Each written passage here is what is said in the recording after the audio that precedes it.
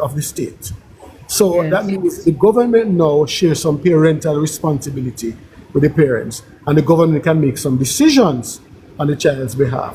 So in Yes. those instances, the child is either in a facility, or sometimes we place the child in a foster care setting, enroll the child in school. We do all the things that a parent would normally do for that child, because that child is now, as some people say, government quickly. The child Right. is ours. But one thing is important for us to note, Kitty, and that is in doing our case planning, the first goal is usually to see whether family reintegration is possible. So Right. we might remove a child, but the intention is that someday soon, sooner than later, we hope, we can place the child back home in a family reintegration arrangement. And where that works out, we go back to the court and ask the court to revoke the fit person order. So Very when a child well. comes into care, it is not permanent.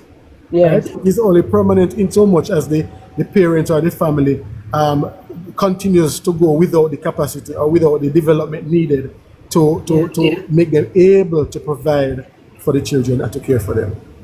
So let me play devil's advocate a little bit though, Dr. Thompson, because some people are of the view that, look here, Dr. Thompson, look how much pitney I walk up and down in a market. Look how much pitney I walk up and down on stoplight. You can't go to a stoplight and not be bombarded with a barrage of youngsters. Some of them so young, you can see the breast milk still on their lips. And yet still it look like you're targeting TikTokers and their children. So why you don't want to take up those children? Well, wipe car glass to and down a market and I sell the chocolate them at night time on the road, doc. How you not gonna look for them picnic there and them the parents there? No, but people are making assumptions that we're not doing that, because we have been over the years, we carried operations to identify the children living and working on the streets, and to ensure that we safeguard them and provide some kind of support. In fact, we actually have we did a street and working children study in 2020.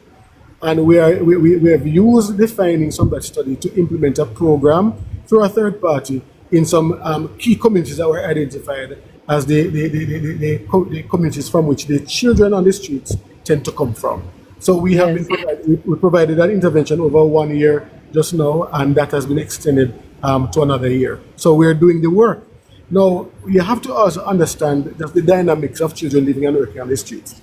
Some of those children, they would have removed them. They may have come into our care. Some of them absconded, so they run away from the facilities. Right. We have gone out there. Sometimes when they see us coming, they run. Sometimes they come to me and I wind down my window and they think I'm a police officer. So sometimes they run away, right?